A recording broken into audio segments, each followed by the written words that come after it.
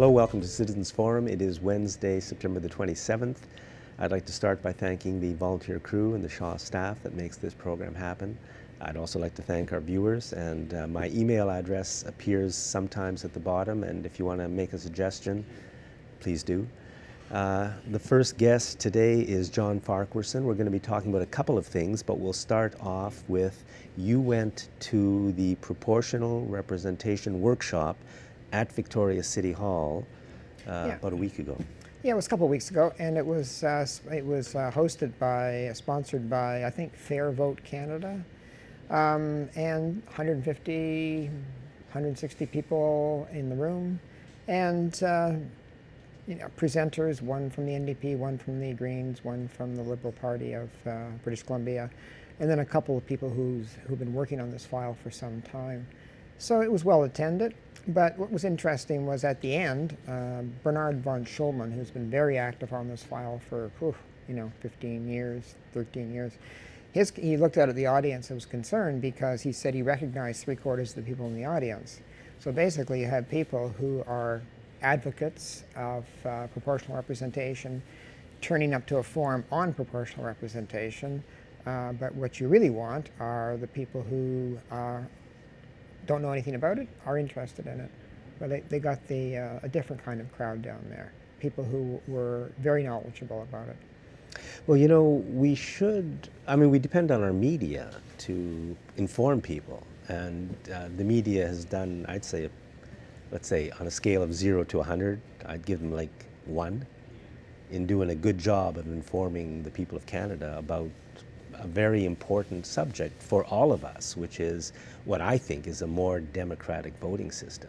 But nobody knows nothing about it because that's what they want. And so, you really have to take responsibility to go online yourself and search out information on those issues that are important, because there's tons of stuff out there on proportional representation. Check out Fair Vote Canada. You will find out everything you need to know and more about proportional representation. Yeah, but I'll just say the media comes into our homes, television, radio, newspapers, and in a more democratic nation, I think we would all be better informed, that's all. Yeah, unfortunately that's not the situation, so like I say, you have to sort of step up and fill in the gap. So how was the forum? Well, it was interesting in the sense that, like I say, they got a good turnout, and as you probably know, in the next civic election the next municipal election across the province is November of next year, and if things go according to plan, there'll be a referendum attached to all the municipal elections across the province, and there'll be some sort of vote on proportional representation. And the vote will be, do you want it, and what kind of There's a thing do you want? huge amount of discussion that's going to need to take place to formulate the question. It has to be on like a neutral question, an unbiased question. It's very hard to formulate in a neutral way without leading the audience one way or the other. Are we going to get to vote on PR in general, say yes, we want a proportional representation system, and then turn it over to other people to fine-tune exactly what kind we get, because as you know, there's a myriad number of options that fall under the banner of proportional representation. Yeah. All of which, again, we don't know enough about. But I almost by accident, this is a ballot very similar to the one used in Germany to vote in their federal elections, I guess. Their system is you still elect somebody, just as we do. You have your own representative, and it's very proportional. And people think it may be difficult to vote, but here's a ballot, and I'll vote. That's it. That's how hard it is to vote in the German system, which is completely proportional, good system.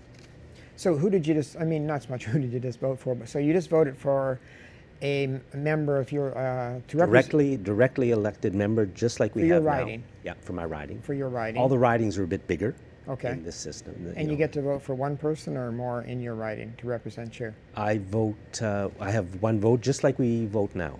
Okay. But it could be, it could be a bit different, it could be refined, but just like we do now, and I'm voting for somebody and that person will win. but I also have a vote for the party that I want to represent me. And that's what makes the thing proportional. It's a bit complicated to explain, and I'm not going to do it now, but you saw how easy it was for us to vote. That's the important thing. Well, for me, it's making it simple to vote, but for me what's important is that nobody gets to sit in Canada in the House of Commons unless that person has 50% or more of the vote of the people that they're representing in Ottawa. Yes, that can be easily built into this, very easily. Okay, yes. but that for me is that's the problem. Let's solve that problem. Let's make sure that nobody gets to sit in the House of Commons without 50% plus one. And so what that means is, in our riding, just like we vote now, we would vote 1, 2, 3, 4, let's say. So your first vote, that person loses, your vote goes to your second choice. So that person has to get over 50% in order to win. So that's a preferential ballot. Yeah.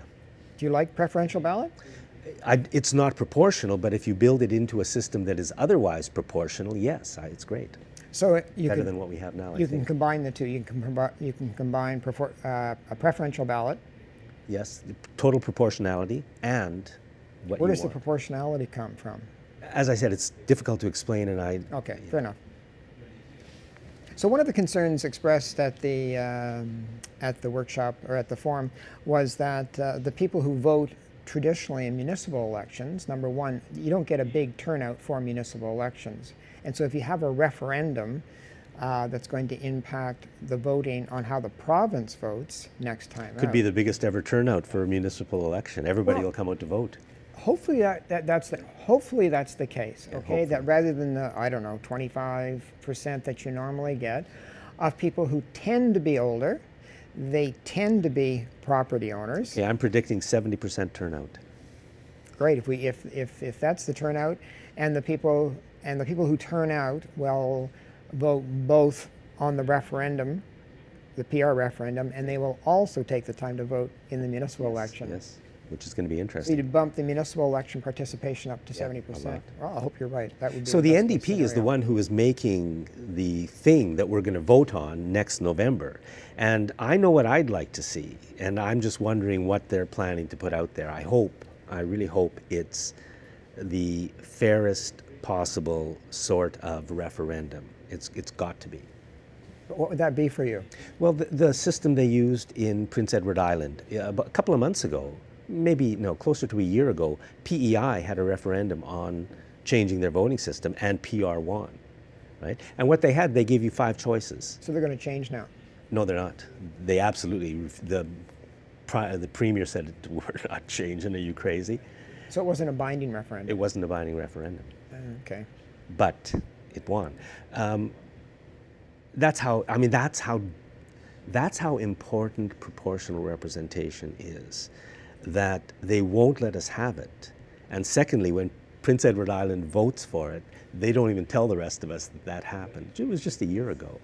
So what you had 5 choices. One was first past the post, which is our current system, and then there were 3 or 4 different proportional systems.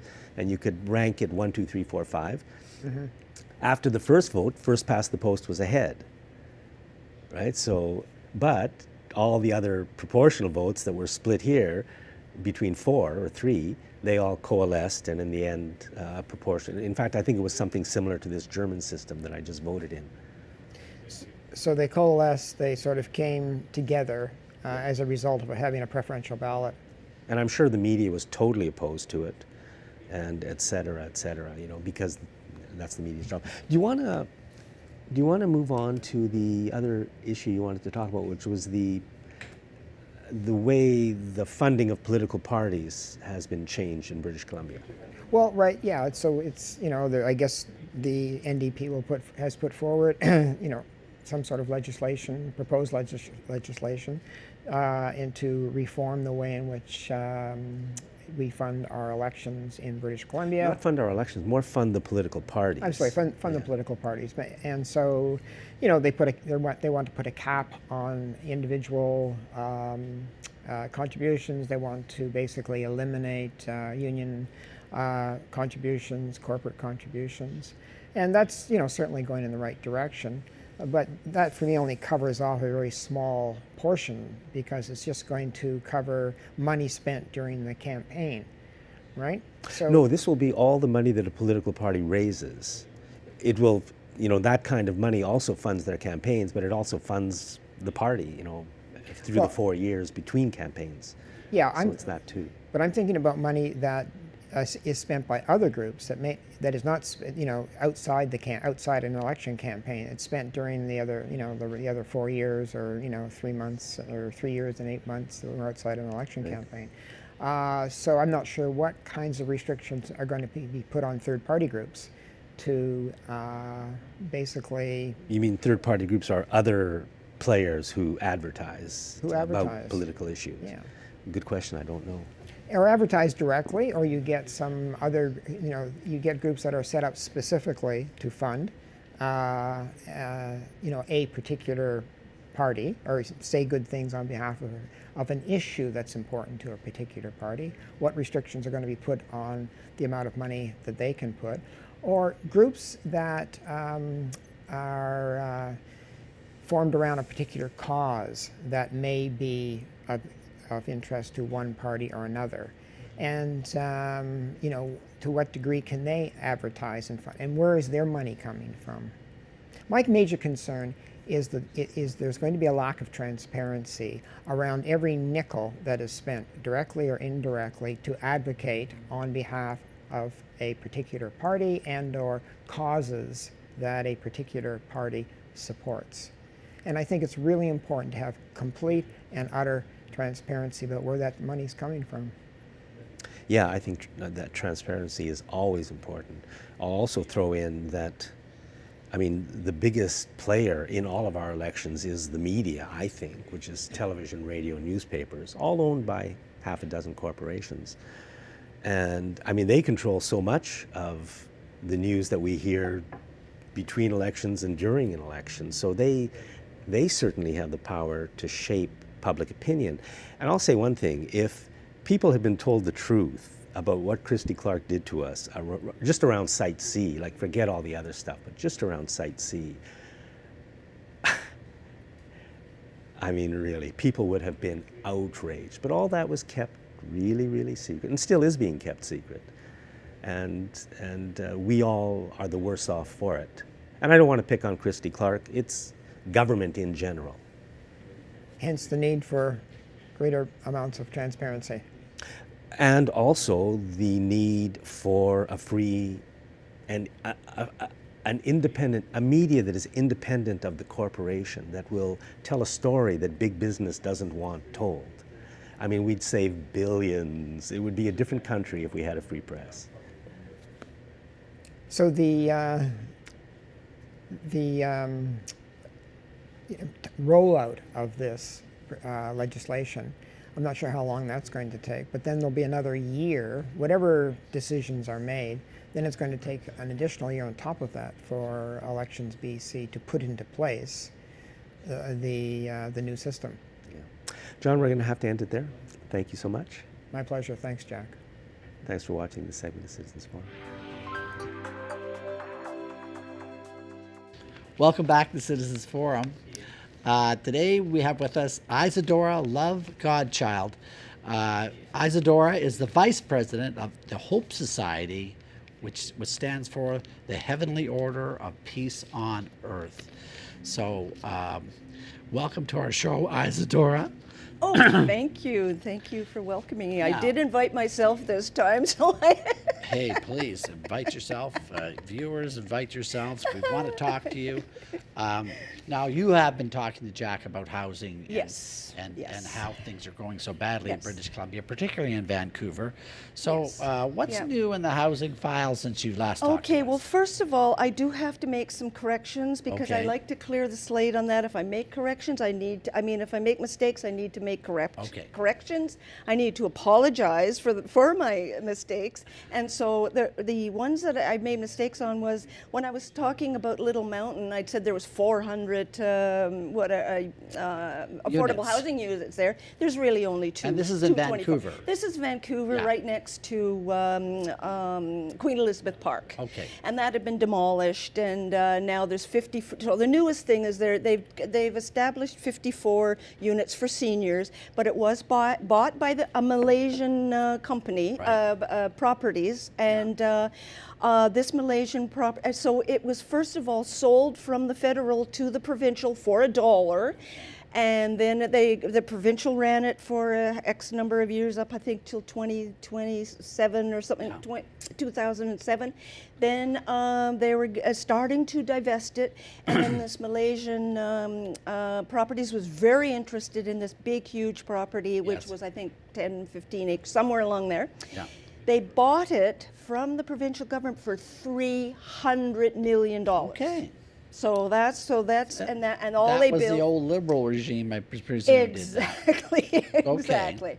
So, so they were supposed to put 400 more more units there, but they got 54, and now what they're going to do with the property is do, of course, a market condos. Right. Of course, I mean, Yeah. anybody would imagine they're going. I don't think so. Yeah. So that was I had to make that, and then with Stamps Place, Jack made the perfect guess that there was lots of buildings there. Yeah.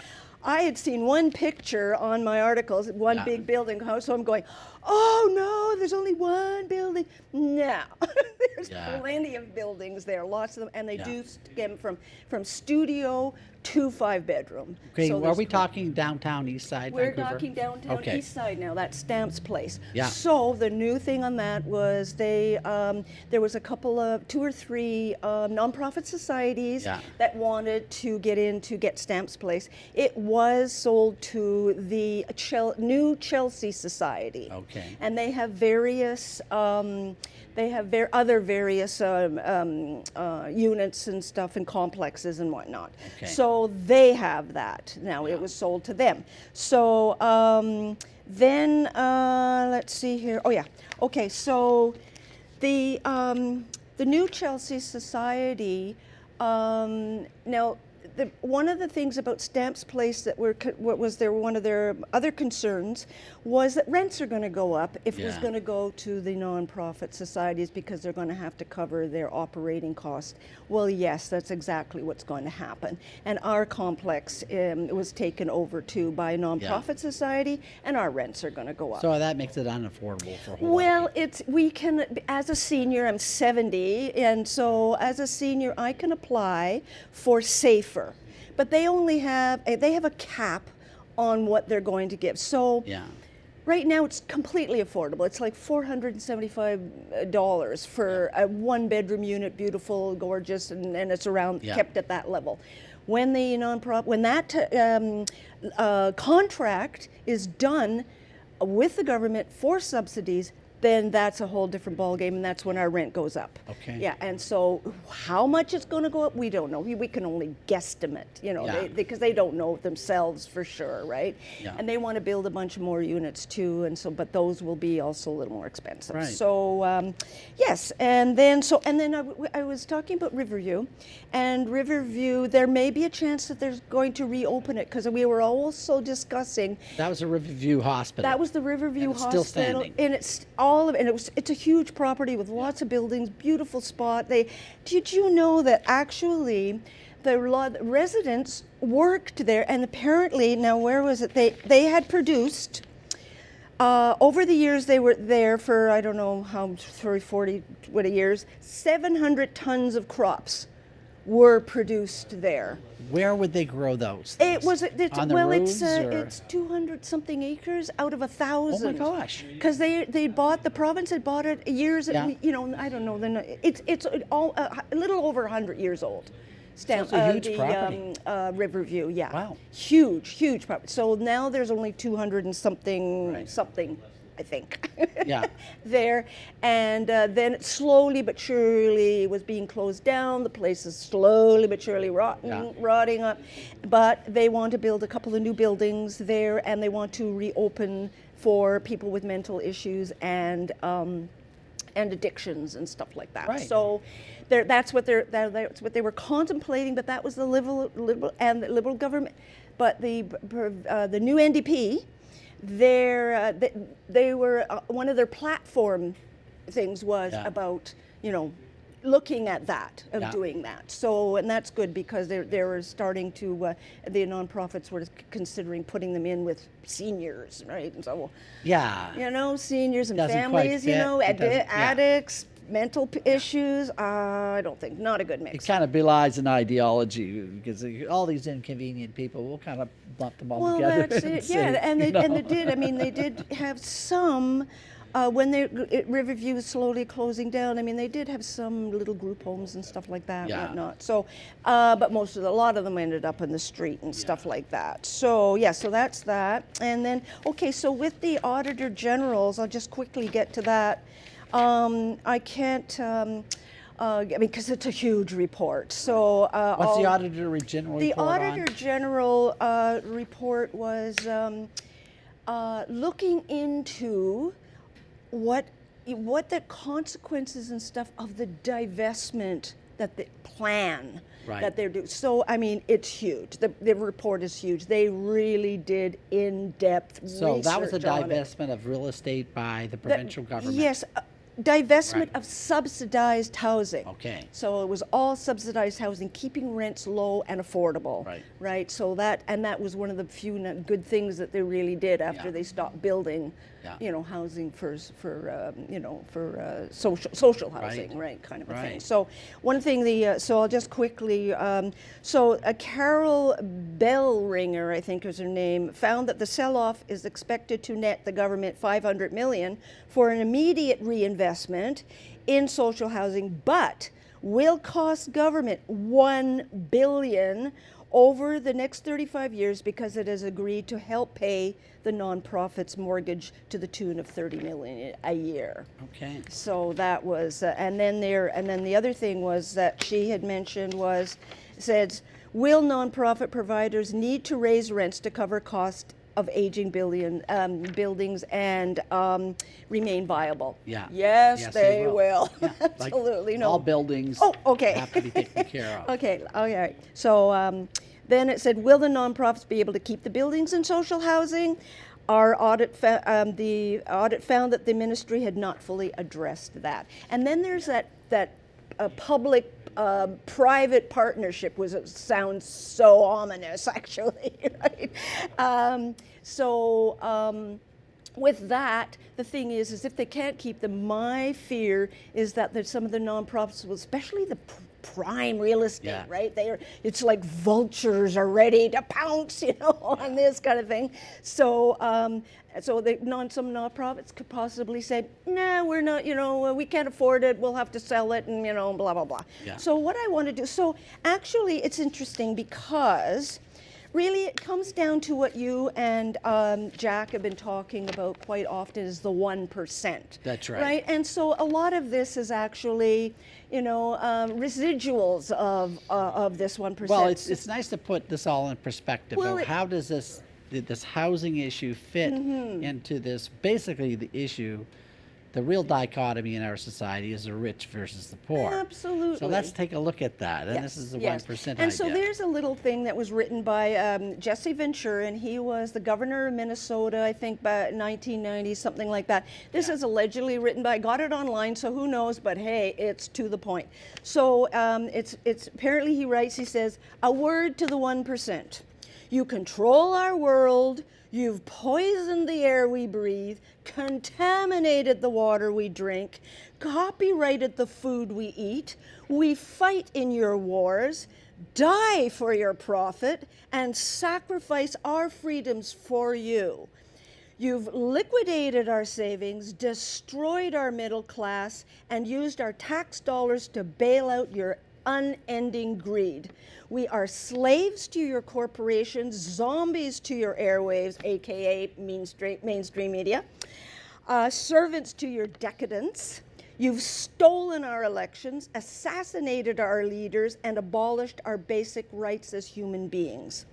You own our property, shipped away our jobs, and shredded our unions. You've profited off disasters, destabilized our currencies, and raised our cost of living. You've monopolized our freedom, stripped away our education, and have almost extinguished our flame. We are hit, we are bleeding, but we ain't got time to bleed. We will bring the giants to their knees, and you will witness our revolution. There you go. Wow, that's powerful. There's a lot to chew on there. There's a lot, yeah. lot Well, said it there. kind of sums up what the 1%. Yeah. And the 1% isn't some nebulous thing. Anybody who's been following any of this knows exactly who, what, where, and why Yeah. these people are doing this. So, Well, you know, the 1% can only have power if we give it to them. absolutely. So, I mean, I think what we're always doing is we're asking the questions. That's Why correct. is the structure like this? Yes. Why is the desire to make these I know. incredible profits, I know, which I is a know. result of a lot of control of the economy?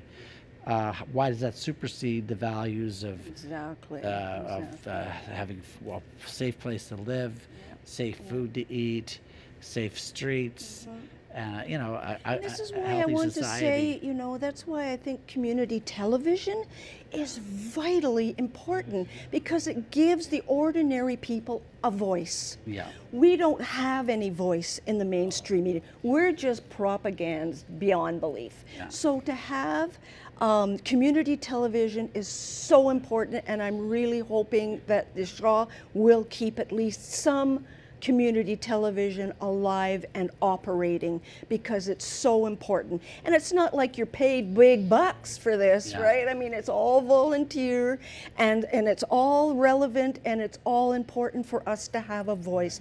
Yeah. No doubt about it. And I know they've been shutting down some and stuff like that, Yeah. but I'm hoping that this will be, because this can be a venue for other people coming from different places Yeah. to have a voice here, because it seems like the only game in town right now. Well, there's a lot of people trying to bring the truth out, and Buffy St. Marie said, and she's written a song called "We're All Hanging On by the Skin of Our Teeth." I don't know if you ever heard that song, and and that's a theme of her campaign, is to forgive those that make all these terrible decisions that harm so many people, and realize that we're all on the planet just by the skin of our teeth. And we should all work together. Apparently we've On got that the- note, yeah. Isadora, I'm going to cut you off. But you're going to have to come back again sometime and keep this conversation going. Thank you. And, Appreciate it. Thank you. much appreciated. I really Thank enjoyed you. it. Thank you very much. So that concludes this segment of Citizen Forum. Welcome back to Citizens Forum, and this is the Jack and Walt show portion of the show. And we just bring in a few news clips and things from the paper that have piqued our interest and we thought might be worthy of commenting on. Welcome back, Jack. Thank you, Walt. So great to see you. So here we have, I've brought in the first clip, and Okay, sounds great. This is something that's a lot of talk about, is about the Site C Dam. Okay. Actually, there's not that much talk, considering the massive amount of corruption involved. Exactly. I mean, there's so much in the background. But the narrative is this. Site C Dam, the NDP has sent this question of whether it's economically viable to the BC Utilities Commission. And those guys are supposed to know how to add things up and subtract and decide whether or not we should build this dam, based upon the criteria of whether or not we need the power. That's based upon the idea that it's for consumer power and selling power to the states, when we all know that Site C Dam was being built to support fracking up in northeast British Columbia. Now, the bottom has fallen out of the LNG industry. It's not coming back for a long time. They just can't make money. There's such a glut of natural gas in the world. So, but the NDP loathe to talk about that. They don't want to talk about the Site C Dam financing the LNG projects because they're still gung-ho on LNG. They're fully behind it. They love fracking. Oh, everything's wonderful. So no, we don't open up that can of worms. So we're going to send it to the BC Utilities Commission, and they're going to make some kind of decision, which they have, and they can't. BC Utilities Commission can't seem to come up with whether it's a good idea economically or not. Okay. What about all the other issues around Site C Dam? What about flooding that land? What about the First Nations concerns? What about, all the What about other the greenhouse values? gases? Greenhouse gases, oh my God. They That's right. pretend that hydro is clean, but I read quite recently that hydroelectric power can be as greenhouse gas deadly as coal-fired plants. That's right. Especially in an area where the soils are as rich as, Yeah. as the Peace Now, River. we could list a whole bunch of things, Jack. But now the NDP's got this BC Utilities Commission. It's all mealy-mouthed, and then they're going to say, well, we don't know what we're going to do because the Utilities Commission doesn't know. Look, it's a terrible idea. People elected these guys to not have Site C Dam. Get to your job, guys. John Horgan, do your job. Make a decision. Just shut it down. It's a bad idea. Act like a real leader for a change. And I think we're really going to we'd have something significant. But if the NDP continues in that vein of sending it off to a committee and getting some kind of report and, making, it doesn't work for the public. We want real leadership. And we don't trust the BC Utilities Commission because, of course... You know what? If people knew the truth about Site C, 90% of the people in the province would completely agree with what you've just said. Now, the truth has been kept very well hidden, and as usual on the important issues, they just don't give us the numbers. But I did hear something just the other day on the radio. They had an American expert on who was talking about what was going on at the BC Utilities Commission. And what he said was, and this goes way back to the very beginning of this project, he said BC Hydro uses different formulas to figure out the costs of these projects than everybody else in the world. And I mean, this is an American expert who's involved in this process. And he said, so BC Hydro used their numbers, and they came out with a megawatt hour from Site C coming in at about $45, and wind came in at $150. So Site C was 45 and wind was 150. But he said if you take exactly the same numbers and put them into everybody else's formulas, wind comes in at about 40 and Site C comes in at 100. Wow. So that's what's been done to us from the beginning. And I'll bet everybody except the public knew about this. It was kept secret from us from the very beginning. Where was the media? Why wasn't that front page news from the beginning? Yeah. No, really, that's it. And, Jack, boy, we desperately need leadership in this province. And the Greens and the NDP have a chance to do some really good things. Get to it. Just turn this down. Nobody wants it. Let's get on to some more serious business that we can and take the money and do something more sensible with it. Of course we want jobs. Everybody wants jobs. So, I mean, let's not take our money and throw it down a hole and create destruction everywhere in order to... Let's have those jobs doing something useful, like we need housing, for example. Oh, yeah, countries that have gone on to and really gone into renewable energy and sustainable houses and energy efficient buildings, and they've had building booms because everything has to be fixed and upgraded, the skills to be learned. It's a win-win situation. People are employed doing things that are good, not these big mega projects that are just going to ultimately destroying the planet. So speaking of that, this American expert, his name was McCullough, who was on the radio, said that just a few weeks ago or a few months ago, the Premier of Quebec, which he said is one of the biggest hydroelectric power producers in the world, so we assume the Premier of Quebec knows a little bit about the issue, said that the day of the big dams is gone. Yeah. Now, was that even reported here? As we move on the, like, Site C is an issue, but the media don't even tell us that. It happened in Quebec. That's how well hidden the truth is. It's a disaster. And we hear so much of the other opinions that It's almost like that thing is tell a lie often enough it starts to sound like the truth. Boy, that's what it's all about. Now, to continue on hammering on the NDP, I was a member of that party for many years, and I have many loved ones that still belong to that party. And Sure, none of them talk to you anymore. No, well, we have some differences, don't we? But the thing is that That's what it's supposed to be all about. we got to discuss this stuff. Okay, now we're talking about campaign financing, the new legislation the NDP brought in with the blessing of the Greens. That's going to give all the parties around $16 million between now and the next election, about the same amount that they were raising in the Wild West when they were doing their own campaign financing, and they were wildly flush with money. Well, they're going to remain flush with money, but it's not going to be big. It's not going to be the rich corporations and individuals giving money. Now it's going to be us. They're going to take our taxpayers' money. Nobody really asks us too much about this. I can't remember ever being asked about this. And now they're going to finance their political parties. So again, we have, what am I going to call that? Was that weaseling, Jack? Is that too strong a word? Well, know? I'll say this.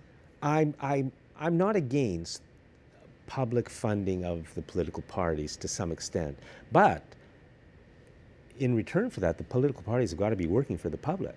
Like, what's going to happen is we'll be funding the political parties, but they'll still work for the corporations. But the corporations won't have to pay them anymore. That's what it's, and I mean this of every major political party in this country. It's all the same.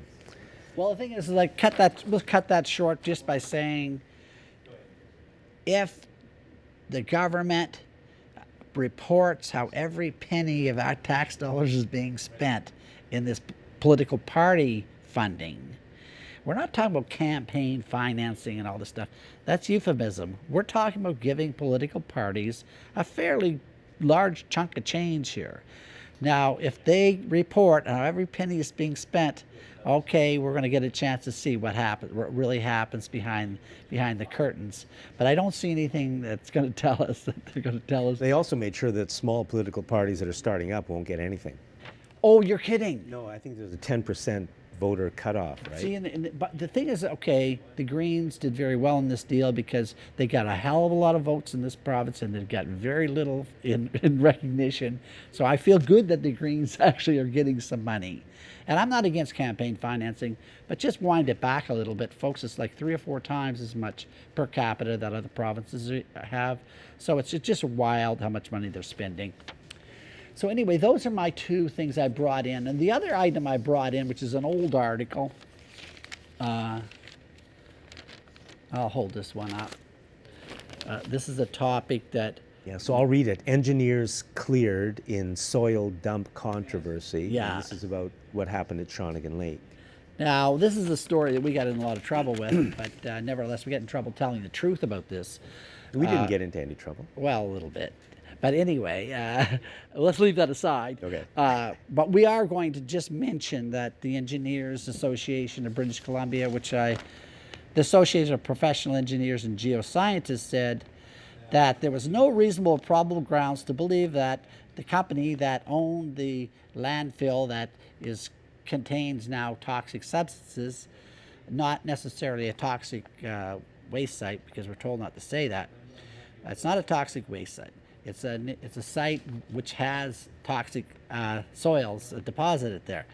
That they did not act unprofessionally, and they did not violate any of the association's code of ethics, and in fact, the engineers did not violate any laws or regulations of this province. So the Society of Engineers is saying that the companies involved in this who did some strange things, shall we say, everything's copacetic as far as the industry is concerned. Well, they claim that they reported to the province everything that they were going to do up front, and there was no problem with it. Well, if they did report to the province should have said something. Well, the thing is, there's no legislation, Jack. Right. It's crazy. The whole thing is This is what we're asking for here. Hopefully, the Greens and the NDP have 4 years to figure this one out. Hopefully, they can get some regulations developed that oversee what engineers do in this province, just in the same way that they oversee other activities. You know, the way they oversee retailers or any of the other industries. Something. that says, okay, there is a line here that you guys can't cross, because right now there is no line to be crossed. They have no legislation to be You know, worried that seems about. to operate in quite a lot of our society. There are Yeah. no lines. Yeah, they just do whatever they want. Well, this is something I think we all should be really concerned You're about. right. In whose interest is it not to have those regulations? How do these things happen to us? We're so powerless as a public, so pathetic Yeah. that they just do whatever they want. The whole thing. Yeah, and they act with impunity. So have you brought anything in, Jack? Because we have a couple more minutes. Okay. Bad news. California has for years been using significant amounts of fracking wastewater on significant amounts of cropland. It's shocking. As irrigation. You know, California has had shortage of water in the recent past, and that's what happened. They started using fracking wastewater to irrigate the Now, crops. what do they have in fracking wastewater? Do you know the elements? The I think chemicals? it's sort of like green tea. It's a mystery. It's a mystery. Well, they don't Let's- have to have the same thing in the water. Let's There's a just whole say bunch I'm of sure different- it's poison. Yeah. I have no doubt that we should not be drinking. The reason I looked into the story was that it's on organic crops as well.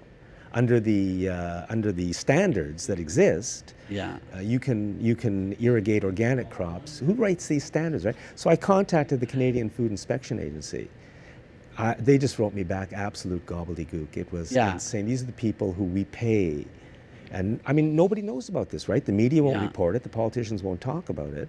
And yet I looked into it, and it definitely was happening for years, and I have no reason to believe it stopped. Yeah. So, it just highlights what we're dealing with here. That our governments and our bureaucrats, I can't say And the necessarily. corporations. And the corporation, but the bureaucrats, like the corporations do what they're going to do. They want to make a profit. Okay, I can live with that. Oh, by the way, we have rules and regulations and But the laws. bureaucrats can't do anything because the politicians will get rid of them, because the politicians work for the corporations. Well, also, somebody coined the phrase that Health Canada was a captured organization that's captured by the corporations. And it's a good way to look at it, because if you actually look at Health Canada and look at the actual people that are in Health Canada, you understand that, hey, those guys used to be working for large other companies, right? This country really needs some big changes if we want to save our lives. Yeah. Well, on that that happy happy note, we're going to wrap up this segment of Citizens Forum. Welcome back. It's almost the last segment, and I'm going to interview Walt. And we're going to start off with a book by someone called Arthur Furstenberg. That's right, Jack. Arthur Furstenberg, a long-term associate of mine for the last 30 years, who was going to the Harvard Medical School and became very ill as a result of an overexposure to electromagnetic radiation, likely X-rays. And he spent the last 30 years trying to protect his health by traveling all over the United States, trying to find places that are free of Wi-Fi and cell phone radiation and all that. Now, this book is a review of the history of electricity starting in the 17th century. And for the first 100 years, when they were looking at the electricity, where the scientists were all looking at its effects on human health. And they discovered many, many things about how electricity does some very nasty things to human health. And up to a point where in our modern life, with all that information now has been shut away, and we're not allowed to discuss health effects associated with electromagnetic radiation. And our health authorities and Health Canada are all locked into a paradigm that would be pre-17th century. We have to go back to the 16th century to find any agreement with what they think, that there's absolutely no effect of electromagnetic radiation on health, which is completely bizarre. Now, what I also brought in, by the way, the book is available online, and I'm going to be interviewing Arthur in the next, probably in the fall, after I read the book, and we'll be able to discuss what he's written here. It's very, very important information. Now, just as I was getting ready to come in on the show today, I stumbled upon this graph. And what we have here is we're just looking at the question: does electromagnetic radiation affect health, and it has caused ill health? And we've got the stunning chart here, a graph showing the rise of the use of wireless technologies like cell phones and Wi-Fi and all that, especially in schools, and the rise of autism. Now, they rise almost, if anybody's looking at the chart right now, you can say they rise simultaneously. That back in 1980, autism was hardly known of. It was like 1 in 10,000. Now autism is around less than 1 in 100. It's unbelievable. So it's startling. Now, why I'm mentioning is this. Is that proof that electromagnetic radiation causes autism? No, but it's a clear association. And with our health authorities, do not have a clue what's causing autism. They don't know what causes autism. They speculate about it. How about looking at this?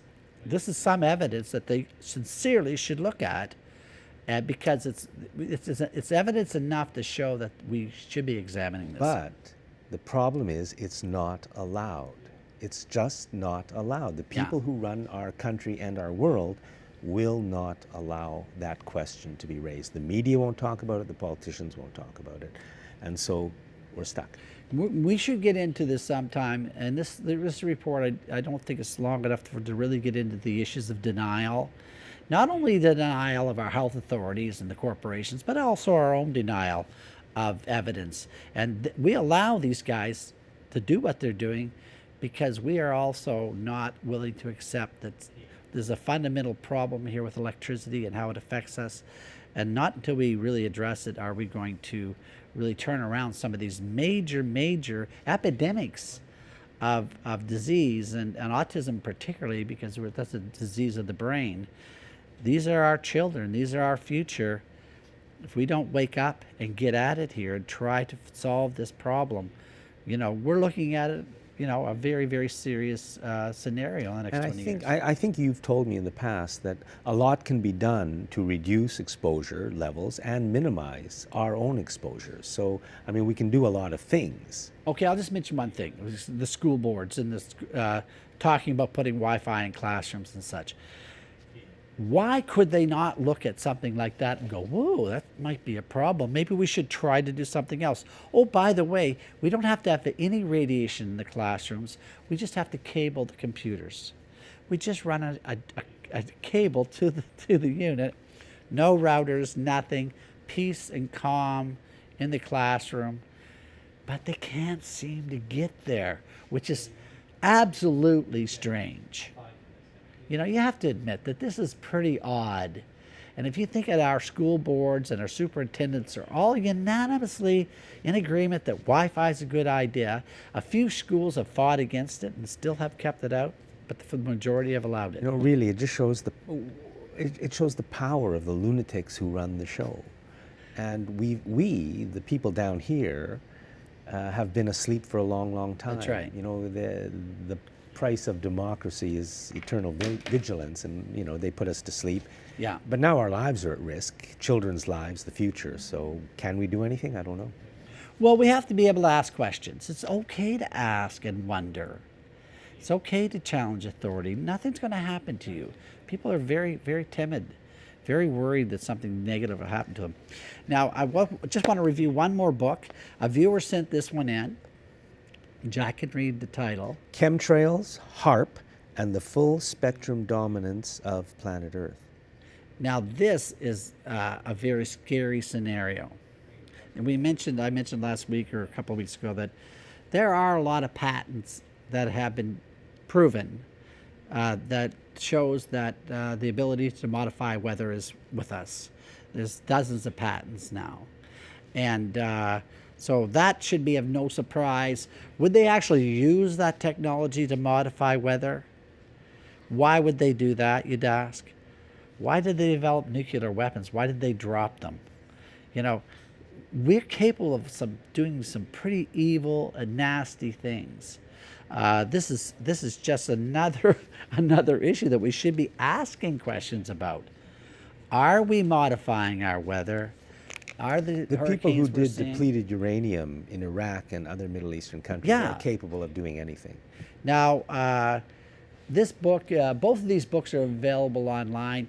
The author of chemtrails is Elena Freeland, and that book is available. You can purchase it online. I recommend to read this stuff. Now, it's not as dense as you think it is. It's pretty straightforward. There's a very factual report. Arthur Furstenberg's book has a 150-page bibliography if you care to go through it. And so does the chemtrails book, very well researched. So these are serious issues that we are not even getting to, Jack. While I'll we look watch forward the to Trump seeing both of saga. them on CBC and CTV and Shaw and Rogers in the next few weeks, because Yeah. obviously this is important. I think this is important stuff. We're not allowed to see it. It's not allowed to be discussed in the media anywhere. It's just kept hidden. Well, corporate media functions on electromagnetic radiation, wireless technology, cell phones. They're beaming TV shows into our houses wirelessly. Like we're going to be driving. Well, we're not driving. We're going to be sitting in wireless cars that drive themselves. Is that how they work, wirelessly? Oh yeah. Okay, of course. We have to be blanketed. Now, with you it. wanted to talk a little bit about the TELUS issue. We've only got 2 minutes left. Okay, that's a good seg because, of course, TELUS is putting in about 100 transmitter receivers in Brentwood Bay. Now, we went through this in previous shows. How they Are want- these transmitter receivers in any way potentially dangerous for the people who live around? Yes, and we're going to show that. I'm going to come in. I tried to print out the graph today, and I wasn't successful. But we're going to bring in a graph that says, oh, it's only 5 watts power in one of these transmitters at, 2 gigahertz is the frequency they're transmitting on. Well, I'm going to bring a graph in to show what sort of health effects you can expect with a continuous exposure to that level of radiation. It'll shock you because there's so many effects. Then the issue here is that our health authorities have chosen to keep their head in the sand and not acknowledge that these health effects exist. And this is a tyranny, Jack, an outright tyranny that they are subjecting people to this level of radiation. And this is happening worldwide, by the way. Not only in Brentwood Bay, it's happening all over the world. These large corporations are blanketing cities with radiation, and we're heading for like the wireless world.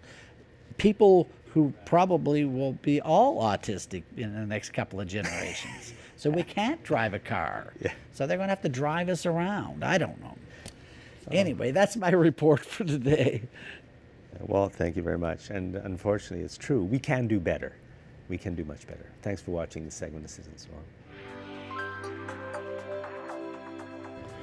Welcome back to Citizens Forum, and we're just going to wrap up with a few more topics that Jack would like to cover. And this is what he labeled as Trump, The NFL, the NFL, and climate change. it's actually all one topic. That's all one topic, So- so let's go with that. So last week, or over the last 2 weeks, a couple of hurricanes basically took out the city of Houston, which I'm sure to a large extent is still in a recovery mode, plus the state of Florida. Large parts of the state of Florida were really, really hit.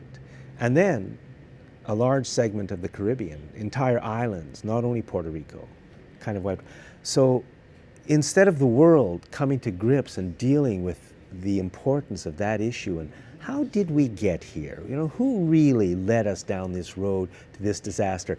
Instead of any of that, what do they give us instead? They give us, Trump says something about the NFL, like the players kneeling during the national anthem, and the media turns that into the #1 issue. So climate change is pushed aside, not only climate, but the entire devastation of the planet in 1,000 different ways. And that's how easy it is for them to do it. I mean, just like that. I thought Trump was a little more independent of these lunatics, as bad as he is on many issues. But for him, after, all of a sudden, just what you got to say as President of the United States, fire the NFL for kneeling during instead of like, oh yeah, there's 3 million people in Puerto Rico who basically don't have water or food.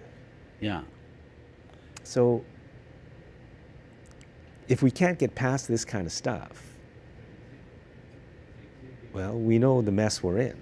Well, it's manufacturing reality. It's changing trying to change reality. And it's quite terrifying. You know, Trump gave a speech at the UN calling the president of North Korea names, and this is a guy that's supposed to have his finger on the nuclear button. But it's not only him, it's the media. It's the media making that into the issue.